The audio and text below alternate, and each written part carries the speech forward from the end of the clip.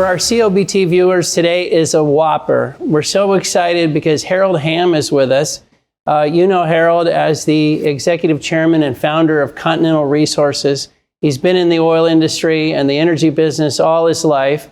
But today is particularly special because Harold's new book, Game Changer, our 50-year mission to secure America's energy independence, is coming out today. So we would be lucky to have Harold join us anytime, but the fact that he's joining us on the day that his book is debuting is really an honor. Harold, let me just pause and say thank you so much for joining us. We're really delighted to have you.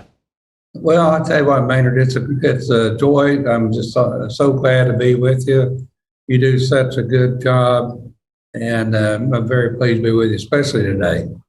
Well, it's very exciting. We can't wait to talk about the book. We've all read it. We all enjoyed it. And Mike was saying we should do our first 2-hour episode. He's got so many questions, but we'll keep it tight, we promise.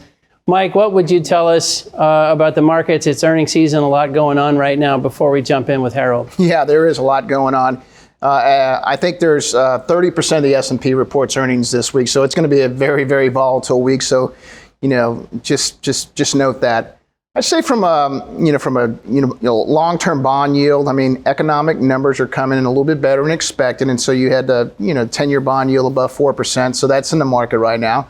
I'd say from an S&P standpoint, like I said, we have 30% of the S&P reporting earnings. One of the interesting things we saw today was Caterpillar, and they beat numbers, but what was interesting is that they're basically highlighting that Chinese sales are not good. And so that kind of really flies in the face of what's going on from a demand standpoint. So we need to watch that. As it relates to crude oil, Harold, we'll give him a shout out on this. The American Gulf Coast contract, which is on ice, which is really middling oil going to the Gulf Coast. It's trading around $82.50 today, and that's about $1.25 premium to WTI. And I think it's important, and since this contract was established, it's traded about $1.70 premium to WTI, and it really kind of gives you an idea of what the real market looks like for crude oil in the U.S. because it gets to the Gulf Coast, and so we just wanted to do a shout out to that. The last thing we say is on energy stocks this week, really, really heavy week for energy companies, particularly E&Ps, midstream companies and refiners. As you all know, the last couple of weeks has been really focused on major oil companies, natural gas levered E&P companies, and really the oil service companies. For most oil service companies, we're talking about they're dropping rigs, but they're not dropping price. It's going to be interesting to see this week what the E&Ps say, how much inflation they see hitting right now, how much inflation they're going to build into their numbers next year. We think the numbers are going to be coming lower, but maybe not to the magnitude. So very important week to kind of set that strategy. With that, man, we'll give it back to you. All right, awesome. Well, Arjun, you're joining us. You've just been doing some meetings out on the West Coast. Anything you'd throw in before we jump in with Harold? Yeah, thanks, Maynard. And just want to build upon some of the sentiments Mike has alluded to about how the sector is doing. It's been doing a little bit better of late. I think some of that's some notion of, maybe we're going to have a soft landing and so forth. But I think there are a couple of big macro developments that are worth noting that will feed into more optimism towards the sector.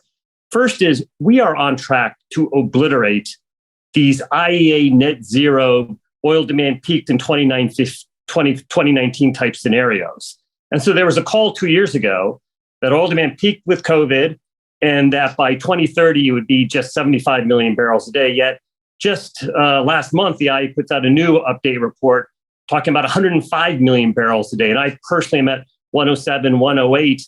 But the point being, we are nowhere on track for oil demand to peak and roll over. And it's really driven by these rest of the world energy needs. So when you look at a country like India, a continent like Africa, they're collectively using about 9 million barrels a day, just 1 barrel per capita.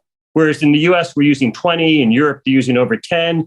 And if you simply get to the 3 or 4 barrels per capita that China is currently using, if you get to that in India and Africa, you're talking over 20 million barrels a day of demand growth. So even if the OECD, even if the US has some electric vehicle growth and some fuel economy gains, the idea that this is a sunset industry and that demand peaked, we are really putting those concerns to rest. And I think that's going to feed into optimism for the sector.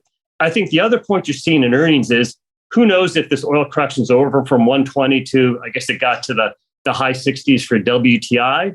But if that it is over, we're still seeing this sector generating mid-teens or slightly better returns on capital. That's a heck of a lot better than what people feared. It's a lot better than what they delivered last decade.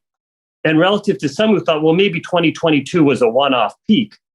I think if we can show that this sector in this pullback is going to hang in there at mid-teens kind of returns, I think that should add an additional element to these stocks. Demand is not peaked, it's still growing, and returns on capital and profitability is going to be a lot better. I think these are the two elements to this sector ultimately getting re-rated. Whether that happens this year or in the next few months, who knows? But I think that longer term outlook, and I think it's a segue to our guest today, that longer term outlook, I think it does look quite constructive for the traditional energy sector. Back to you, Maynard. So Harold, one thing that Arjun said, a lot of things that Arjun and Mike said that made me think of you, but when he mentioned the reality of energy, you could, that's a theme in your book, right? You talk about the reality of needing energy, needing power, needing security. It's got to be affordable. Your book is really steeped in reality, but also optimism about how we can solve all these problems.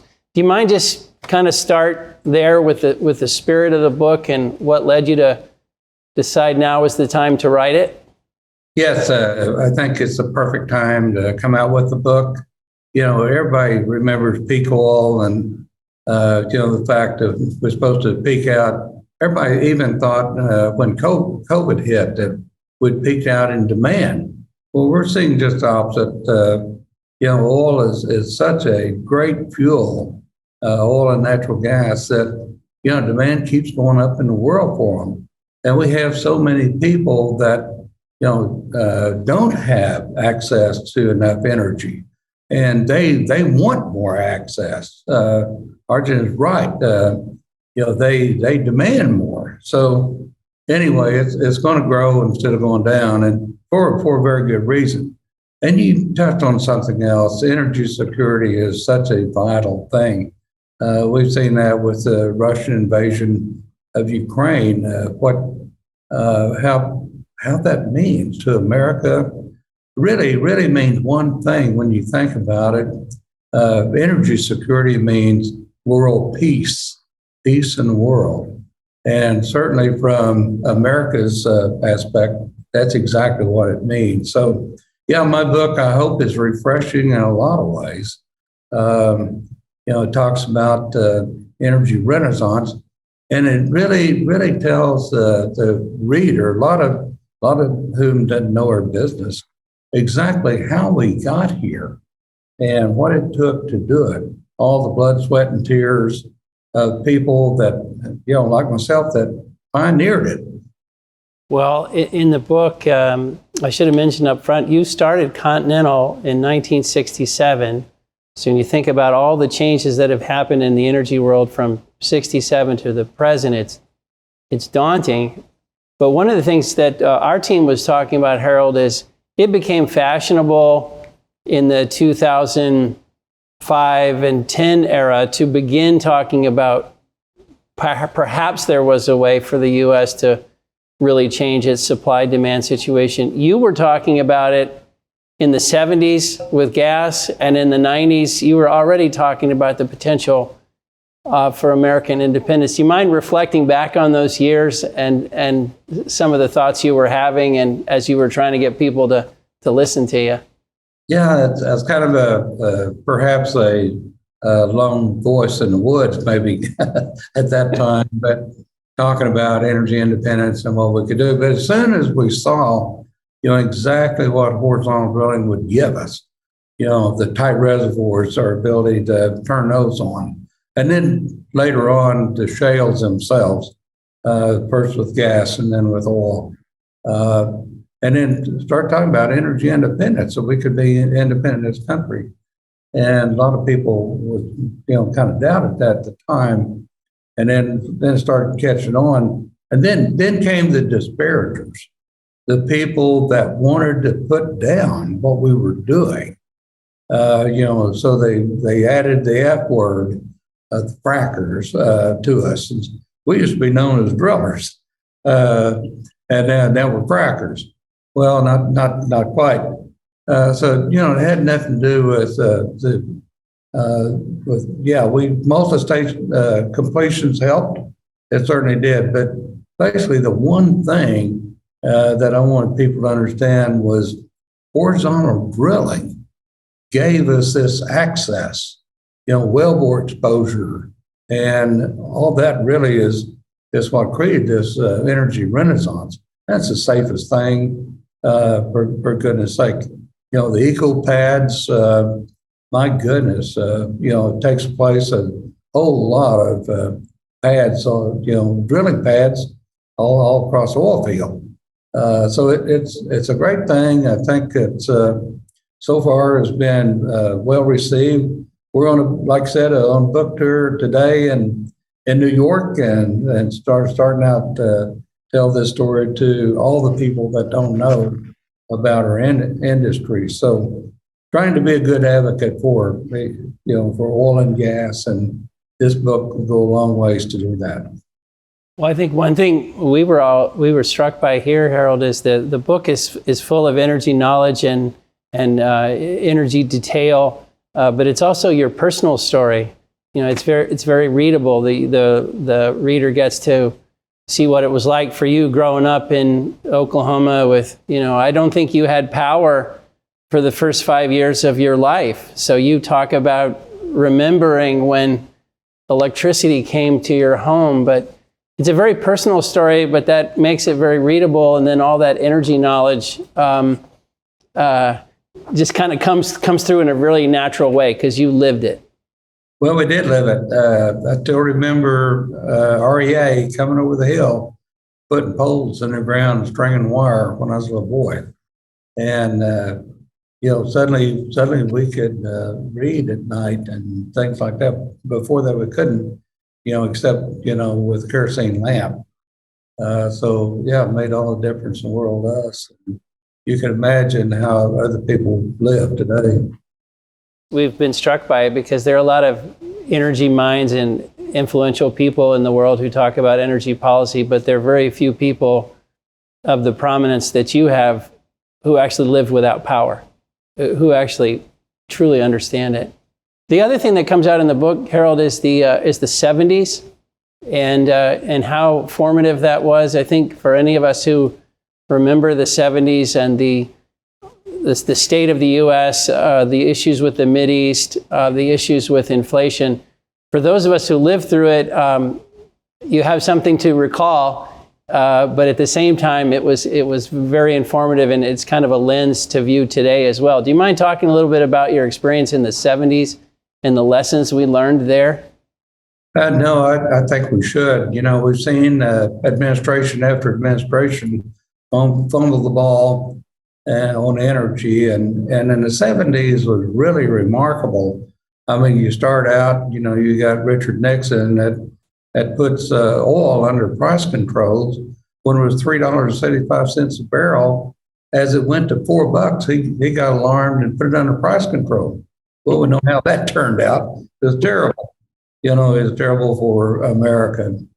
And then following that, you've got Jimmy Carter, that declared war on energy, and certainly we had one. But in 1977, passed the Fuel Use Act that prohibited burning natural gas as a boiler fuel, and mandated 100% use of coal, in power generation. Now you think about that, how bad that was. And so anyway, we're living through those times in the 70s that was just bizarre. Joe Biden was a 2-year senator from Delaware that helped craft that bill. And now we're do away with all fossil fuels. So anyway, it was really a mixed up world in the 70s. It's striking because, as you said, and people forget this history, but the U.S. government leaned in and really endorsed coal in a strong way. And from an environmental standpoint, that was obviously not a great idea. And it's also just a reminder, when the government leans in and chooses a flavor and doesn't let the markets sort it out, that's kind of when we've gotten in trouble. And that's a theme of your book, which is don't prejudge these outcomes, just turn people loose and let's see what we can do with ingenuity. Well, that's true. And you really hit on a very important point, because China, U.S. did push it. Clean coal, remember that? So the U.S. pushed it all over the world. The Chinese were really quick. They can copy anything. And those companies that came out of China copied that technology. And so it's gone on forward. And today, who's building all the coal plants? Those same Chinese companies. And, they're turning on one a week in China, but in the East, as many as one a day, 300 last year, 2022. So that's still eating our lunch today and in the environment, with all those coal plants coming on. So you mentioned it, Harold, in the 70s, starting with Nixon's price controls. And as you tick through presidents all the way up through the current president, just for some reason, we seem to struggle in Washington to get energy policy right. We're either, not involved enough or too involved. In your experience in Washington, what is it about energy policy that politicians struggle with so much? How do we get a better, more thoughtful, balanced energy policies? Well, that's why this book is so very important. If we don't change, then history just keeps repeating itself. And certainly one administration after the other will do that. It's all about political power.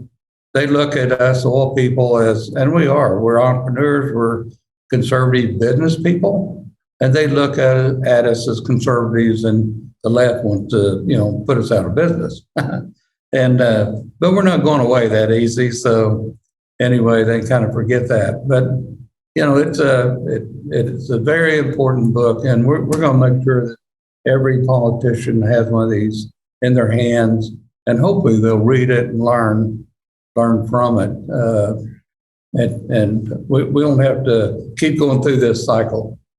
One thing about the book, it comes through that you're very patriotic, and also you're just a great businessman. And so what you wonder about is, if you think about the U.S. and its security, and if you also think like a business person, those two things will lead you down a certain path in energy that you probably won't go down if you're not a business person and you're sort of more globally oriented. Do we need more people in Washington who think like business people and who are more attuned to the risks that the U.S. faces? Well, certainly, it helps having people in there that have written a paycheck, received a paycheck in business, and also signed paychecks to the employees. If you do that, I mean, all of a sudden, you're learning what is necessary to make a profit, and also how big a role that energy plays in every segment of life. Well, Mike was mentioning it in the beginning. Caterpillar just had earnings, but you can go through so many companies that are reporting earnings right now. Energy, either their exposure to energy markets or their own energy costs or their own energy reliability. Energy is so important to so many companies and our industrial activity. How do we refocus people on the need for cheap, reliable energy? Because it just flows through everything. If you don't start with that, how are you ever really going to solve inflation and some of these other issues? Well, the first thing you learn, just like Biden has come back to haunting in his administration, but taking off all the federal lands, he limited supplies of oil and natural gas. And what happened? Boom, the price goes up. And, we, as a result, oil and gas people made more money with those higher prices, but it hurt the average consumer out there. Inflation skyrocketed, highest in 40 some years. So it's better to have an era of abundance instead of era of scarcity. I mean, he took an era of abundance. That's what he had coming into the office, and quickly turns it into an era of scarcity just through regulations and policy, and for no good reason. In your travels and talking to energy people and this notion of we should have abundance that ensures a healthy economy, that's the best way to be able to afford a lot of these things we would like to do with our energy and environment. Have you found environmentalists or people who have tended to disagree in the past starting to say, wait a minute, I think I see what you're saying, or I do understand why using North Dakota oil is better than using oil from, bad places. Are you noticing changes from people who have historically been, quite adamant that oil and gas was the problem and not the answer? Yes, Americans are smart people. We have to get the information out in front of them. We didn't do a very good job when the disparagers first really became adding their voice to the mix. In 2000 and shortly thereafter, as they saw what we were doing with horizontal drilling, we have to be a part of educating them and let them know that this can be a better world. We're making a better world. It's just like Con Ed here in New York. Article is out that within the next 3 years that they're probably going to double electricity prices here to every consumer, and it's due to all the renewables that they're putting on the grid and updating the grid to handle it.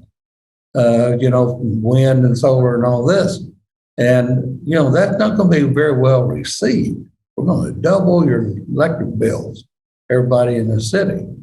So anyway, people are smart. They realize that, wow, that's not that good a deal.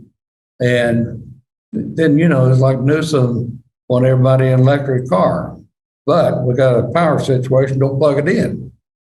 So those things don't work out very well.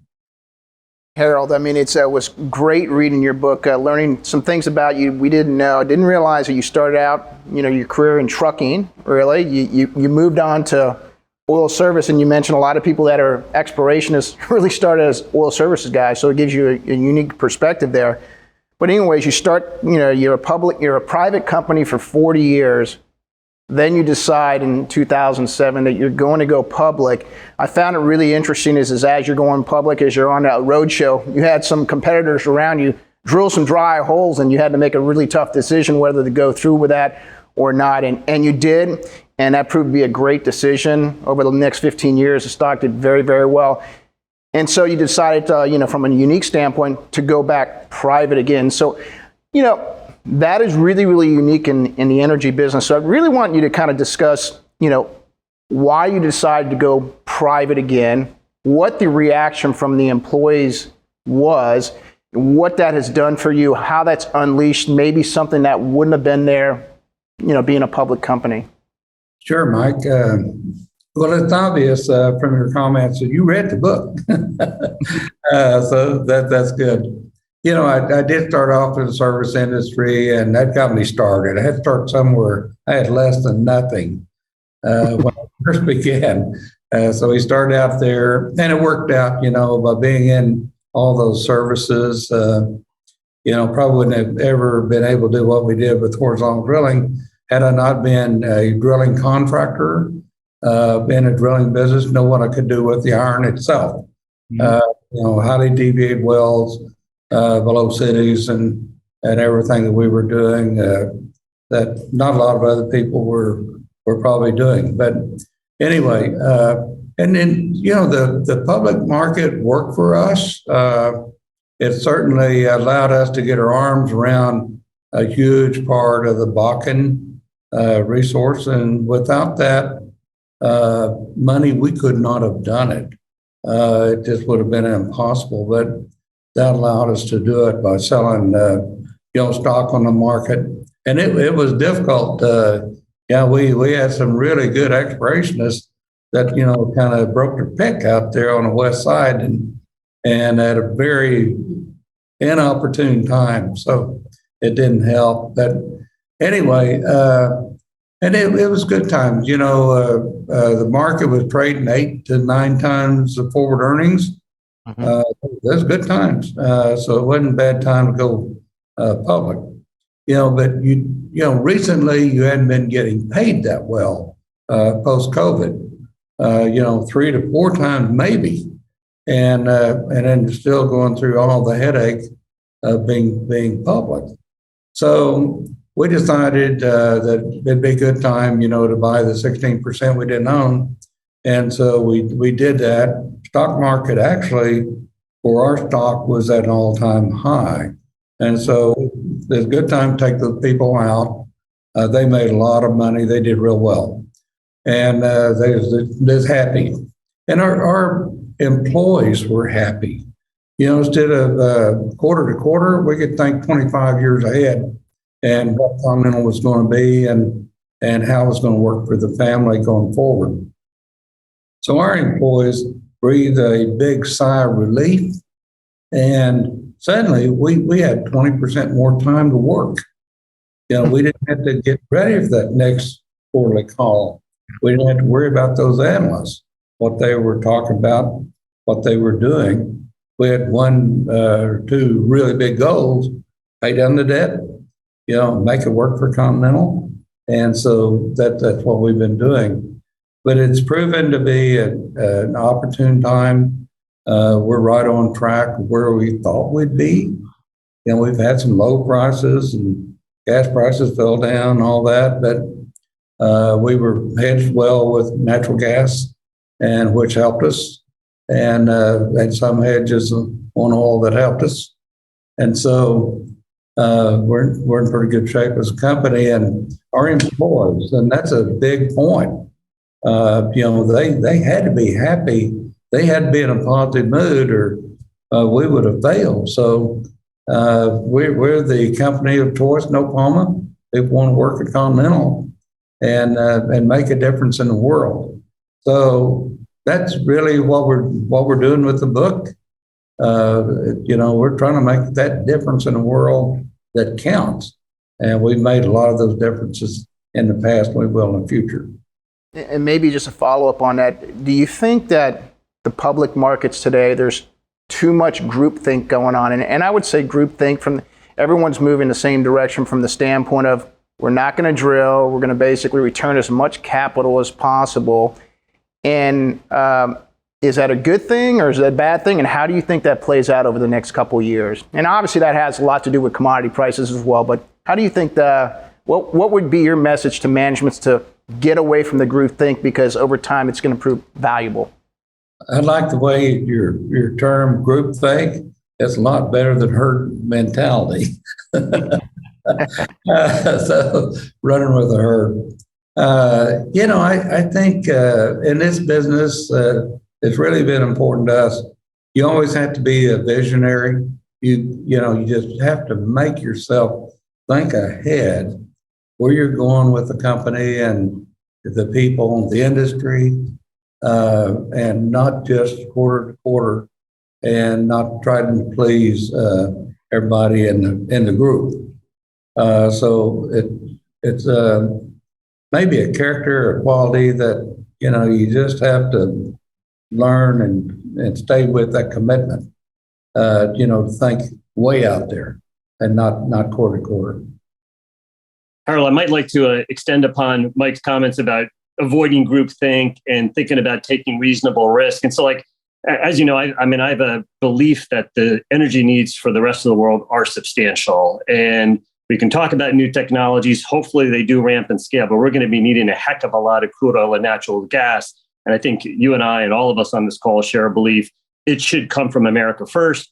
I will also throw in Canada as a friendly, good country that should also be exporting to the rest of the world. But this question has come up. I was in the Midland Petroleum Museum last summer, and the end of the age of the oil, and we found all the oil we can find, has come up time and time again, yet we continue to defy it. Continental, I believe, has spent its entire history in this country.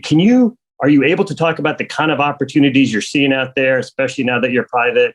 There is, again, a groupthink amongst those of us that are in the investor world of, hey, the Permian's maturing, maybe the Bakken and Eagle Ford already matured, and what is next? And I think, does it make sense to stay U.S. focused? How do you think about international opportunities? And what has opened up to you since you've been able to get out of the public markets? Well, let's just take a couple of those fields. When everybody gets to thinking one thing, group think, the same thing we had in the Bakken. When up there, they didn't think there was anything, and then we find what deeper, whole nother layer, and develop that. Same thing, that's going on in the Permian. Everybody thinks, well, we found everything out there, and then suddenly, boom, here comes a whole new play, Woodford, Barnett, deeper stuff. And some of those guys been there forever. It's like, gosh, I always thought there might be something deeper. We just never tried it. So all of a sudden, a totally different horizon comes around. And I look at the Powder River, for instance. That basin is kind of in its infancy, if you will, kind of like the Bakken was, when it first began. It still needs a lot of infrastructure. You're discovering new horizon after horizon up there. And you got a long runway of development. So play after play, that's what you see. So how many times you heard we're running out of oil, we're running out of gas, and then all of a sudden you got more than you ever thought you had. So I think the biggest thing that people have been dealing with the last few years is not oversupplying the market, realizing what the market was, not oversupplying it, and making it last for the benefit of consumers. Maybe a related question is, and again, I think this gets to some of Mike's points, we're seeing the group think on Wall Street be don't spend money. At the same time, for a lot of companies, how are they supposed to add inventory? How are they supposed to exploit their asset base? And it's leading to some very inexpensive valuations. People have a perception the oil business is a sunset business. I disagree with it. I think oil demand is going to grow. I think these companies are going to be more profitable in the coming decade than they may have been last decade. Yet the stocks are trading like the business is going away. Do you see consolidation from your vantage point as something you can lean into as someone who can take a longer term view now that you're private? I know you've been known for finding big new oil fields, but how does drilling for oil on Wall Street, so to speak, play into how you're thinking about your company now? It's ridiculous. What's going on in Wall Street. This 3 to 4 times multiple. We see companies being bought out at a lot more than that on valid one-on-one sales. From one party to the other. Certainly multiples more than that. So it's really, and I've expected that to change. I really have. I don't know what it's going to take to change that. What impetus it's going to take. Something will come along that will change that.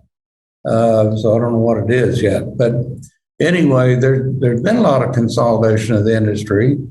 I look back at a chart I had in 2017. There's 53, I think, public companies. Recently, it's down to about 25. We're down to half that many. So it has consolidated a great deal, still consolidating. And, company after company. Part of it was private equity. We're just in it for 5 years, or we're in it for 3 years, whatever it is. And they return that money to their investors. I understand that. But Wall Street needs to change somewhere on that evaluation of these companies.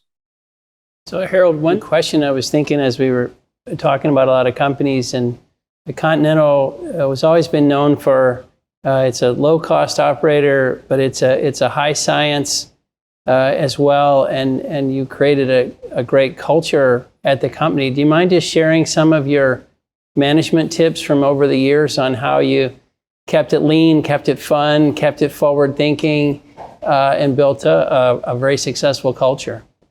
Well, culture is all important. The people the leadership that we've had, and everybody realized that. We call it the culture of the possible.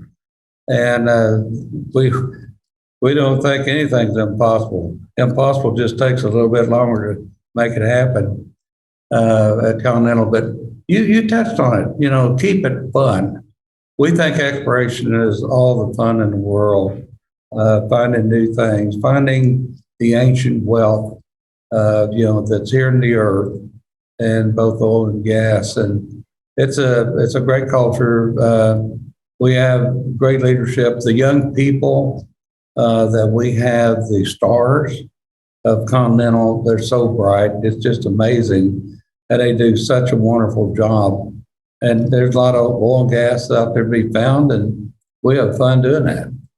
Well, there's also a fun description of ham time in the book, and a number of times where you say, let's get her done.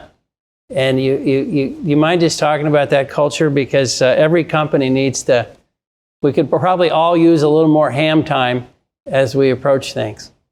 Well, we almost want it done today or yesterday.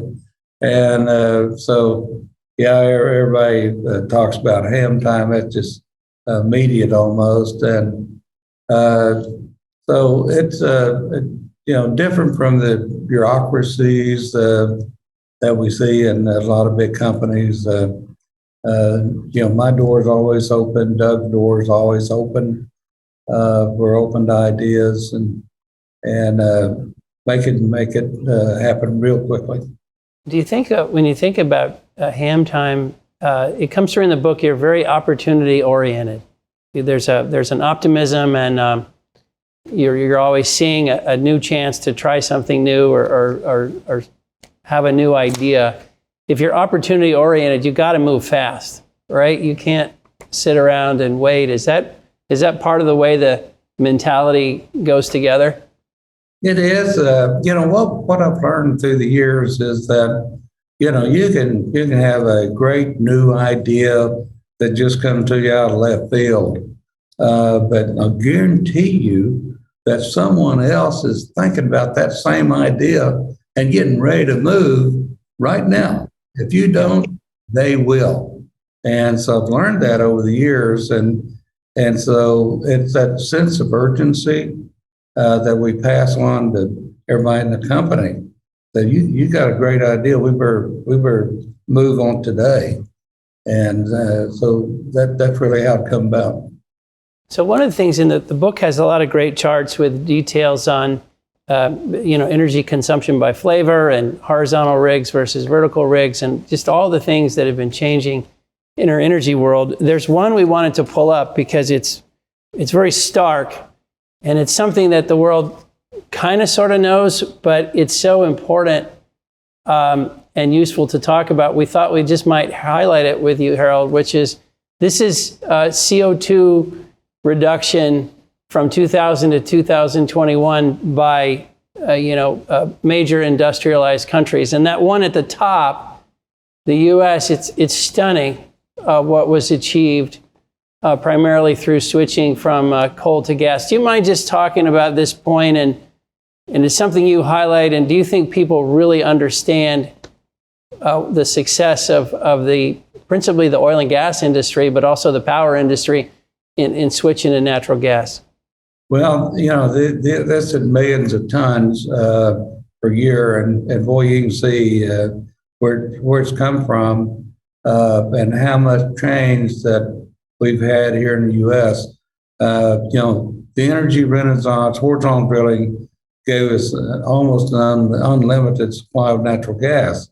And so it took a while for these power companies to realize what that gave them, but it gave them the ability to switch over from coal and it is going to have an unlimited and fairly cheap supply of domestic natural gas.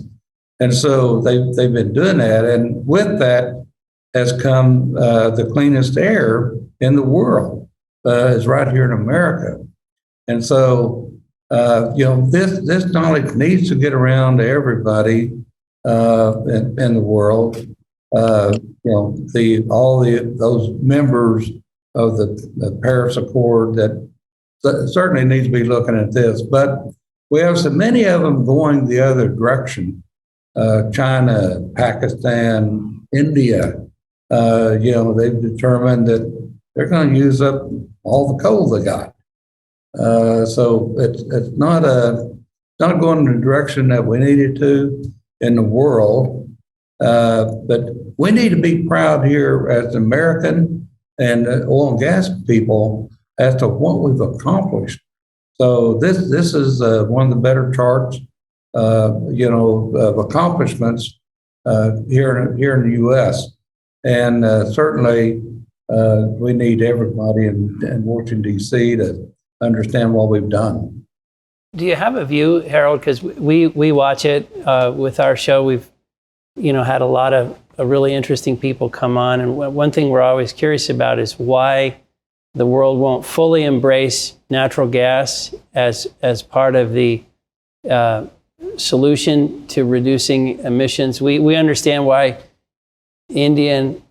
why they use cheap coal. We understand that, but what we can't understand is if you're talking about the world in climate and power terms, why the world can't really get its head around natural gas and really go for it like we did here in the U.S. Do you see opinions changing on natural gas?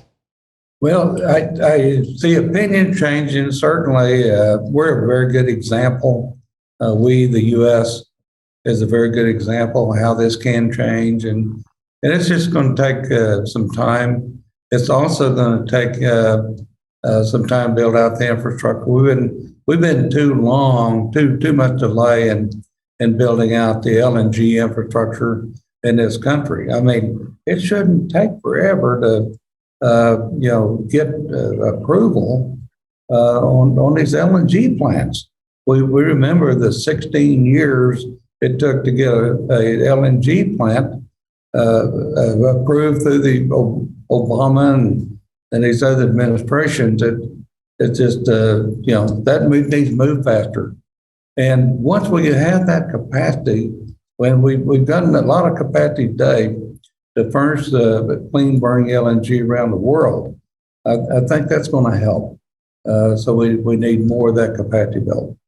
You mentioned Obama. It made us, one of your signature achievements was really leading the effort, being a huge part of the effort to get the export ban changed so that we could rejoin the global community. And that happened under the Obama administration. As you reflect back on that, any big observations you'd share with our audience about that experience? Well, we talk about it in the book, and certainly it was something that maybe somewhat of a surprise to everybody. But we had to get in. We knew that eventually, whatever bill we got it in, that he'd have to sign it. And so we finally found the exact thing, and luckily could get it in the omnibus spending bill. But nothing that the liberal community wants more than a spending bill. And so he had to approve that. And so he got it in there. Jim Inhofe and other people were real heroes to us. Got it in there, and sure enough, he had to sign the thing. Didn't want to. Yeah. Well, this story, it's kind of a vintage Harold Hamm, if you don't mind me describing it that way, because in the book you talk about when you decided that you were going to be a big part of this push, all your friends were saying that there's no way you're not. That is an uphill climb. Like, what do you think is the source of your optimism, Harold? Because you have conquered sort of so many things that so many of the rest of us would have said, "Gosh, that's improbable. That's not going to happen." How do you keep that spirit? Well, that was one of those that I just had no choice. We had to get that changed. We were suffering a $27 per barrel discount to crude oil out of North Dakota. And just because, it couldn't go into any refineries that had been, these high complex refineries here in the U.S. that have been suited for all this cheap tar, bitumen coming out of Canada. We had to get it done, so I had no choice. And there was a lot of naysayers. People said, "You'll never get that done. It'll take 3 years or more to get it done." We didn't have 3 years. We had to get it done. And so that really, really drove us more than just being optimistic. It came from necessity, which made it happen. There's another thing, which is, I think, as the reader picks up the book, you tend to think Harold Hamm is going to be pro-business, just, pro everything that business does and markets do. But there's a couple of examples. One was the trading that went on in the spring of 20, where you didn't think the market was functioning correctly. And then in your personal life, you've leaned in and really become part of the effort to bring down the cost of insulin and prescription drugs. So you point out when business and markets have it wrong, just as much as you point out when they have it right. But do you mind talking about those experiences? Well, certainly, when insulin got so high, those three pharmaceutical companies that kept that patent for 100 years and just kept tweaking it enough to maintain that monopoly. It was so unfair when people couldn't afford it. They were having to ration their insulin. Instead of getting all the insulin their body required, they was rationing it. That means part of your body is dying. And we knew a lot of people that was having to do that.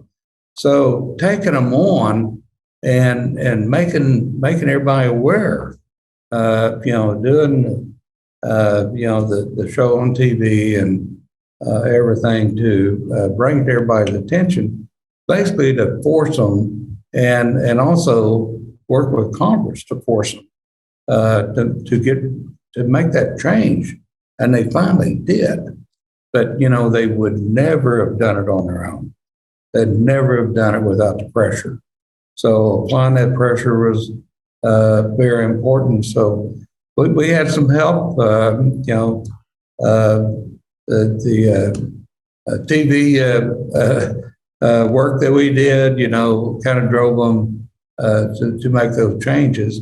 And now we got that done. So it's made a big difference. But yeah, there's things. Our foundation is big on three things. One is education, and one's on health, and the other one is energy advocacy. So those three pillars.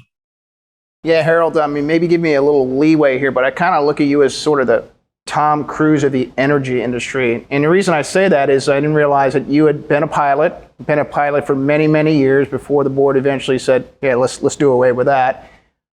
2, you're a man of action. But 3, you take mission impossible things and turn them into mission possible. And I'm talking about horizontal drilling, oil shale drilling, obviously crude, Maynard just mentioned the crude export ban. When I think about the mission impossible in your mind, you obviously have done this deal with the ethanol producers in the mid-continent with carbon capture. We saw Exxon just announce a deal with Denbury. Actually today, ADNOC and Oxy announced a deal of cooperation in both the UAE and the US for direct air capture, carbon capture. Can you talk about, is that industry seems like it's the mission impossible, that could be the mission possible. Maybe talk about what you're doing there and how you view that industry and where you see the future. Well, we have to do everything we can to clean up the air and also provide examples. So since we started this project at Summit Carbon Solutions, there have been a whole lot of other announcements come down the pike. And it may have surprised everybody when Continental teamed up with Ag to do this, because those are ethanol plants. That's agriculture. And it's really meaningful in Iowa and North and South Dakota and Minnesota and Illinois, and, those corn growers. But when we teamed up, everybody said, well, they'll get that done. And so we're well on the way to making that happen. And we've got good support now, but it took a while to make that come around. But we did it because it's the right thing to do. But that one project will amount to 25% of all the direct capture and sequestration that's going on in the world. So it's huge, and it's the right thing to do. And we think it'll make a big example of, for the rest of the world to follow. And maybe before I let you go, where is your book tour going to be going here over the next couple of weeks and months? Just so our viewers know. Well, one place we are keying in on is all the energy people that have been very supportive of me forever. So we're going to be in places like Denver and Houston and the Wilson Basin and places like that. But, we're going to be with Larry Kudlow this evening, great party, a lot of people here in New York, several radio shows that on Fox and other places. So it's, Kristen Thomas, she's responsible for helping me, she and her team, Lincoln Ferguson, Lucy, everybody at Continental been such a big help. She's got an agenda that won't quit. So Mike Rowe has been here and town with us, had dinner with us last night. Mike Pompeo wrote the forward. He's a great man. We are so happy to be on the road with it. So happy to have it out finally today. We've had so many people, so much interest, getting a lot of feedback, people reading it and saying, gosh, why didn't you put more in about yourself? I said, well, I got enough in there about myself, but anyway, it's for the industry and what we've done. We've got great industry and did an amazing thing with all because of one thing, horizontal drumming. Oh, maybe I'll just, in my final question, kind of build on this technology point where we either kind of look for new oil fields where we didn't know they were there, or we use technology to go back to old places. And I'm curious where in that spectrum you think the next 10 and 20 years will go. I'd say, if I think back to the last cycle in the 2000s, at a time that everyone was kind of saying, I should do deep water, I should go to Brazil, I should go to Arctic or Russia or this or that. You had the idea, and some others did as well. Well, let's try and commercialize the shale oil. We know the shale gas works. Let's try and commercialize the shale oil. What is going to, this has been 70% of global supply growth over the last decade. That's an enormous percentage. And no one's even trying to do what's next because people are too scared to spend money for maybe good reasons, but they're too scared. Where you're private now, is it new technology being applied to the shale? Is it something different? We know we're going to find new sources of oil. We know we're going to meet global oil demand growth. That's going to happen.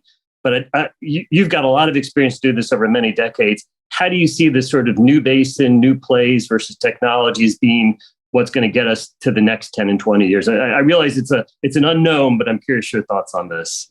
Well, no, you're exactly right, Arjun. You applied all this new technology to these old oil fields and revolutionized them, just like gone on with the Permian. A lot of people thought, that thing is kind of peaked out, and then boom, you've got tremendous growth that's gone on for the future, that I don't see an end to it. There will be an end to it, but it's going to be a lot of oil produced there yet. And you're exactly right. You think, and that's what we did when it first worked. We drilled the first ever horizontal oil field, Cedar Hills, that'd been drilled strictly with horizontal wells. It wouldn't produce vertically, and then suddenly realized, where's the next one? Well, the next one was Bakken, and it took a while to develop and break the code and know how we could do that, but that was the next one. And man, we unlocked a huge amount of resources. So you're exactly right. Man's ingenuity will figure out where those next fields are, what we can do with it to turn them around. A lot of them, some of which have been drilled, but it will be the fields of the future. So it'll keep going. It'll keep going on and on. So yeah, that's the beauty part of our business.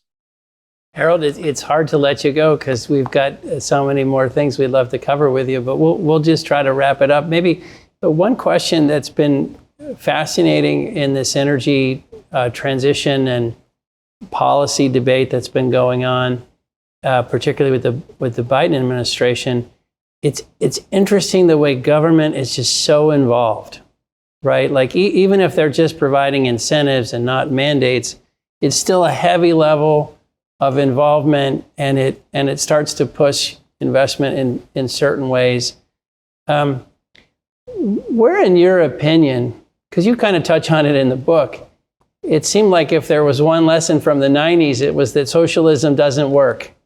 Or, and then somehow we have drifted back into a world where there is increasing levels of government involvement, increasing sort of global cooperation / agency, pushing certain.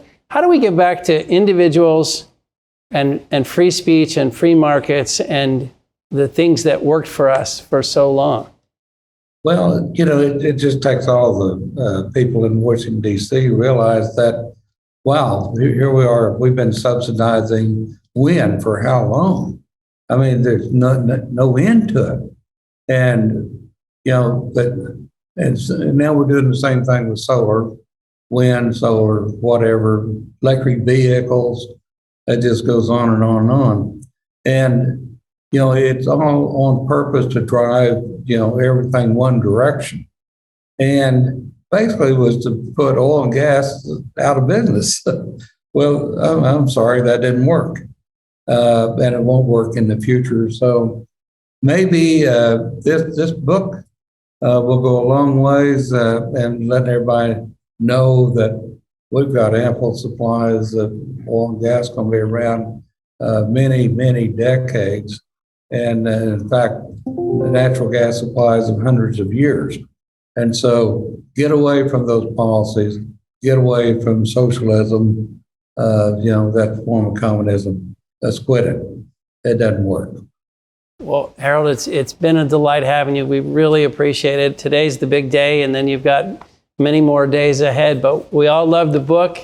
We're going to get some copies to pass out here in our Houston office. But thank you so much. Thank you for writing it, and thank you for sharing your thoughts with us on a big day. All right, Maynard, it's great to be with you. I appreciate the invite. Thank you. All right. Thanks, Harold. Thanks, everybody.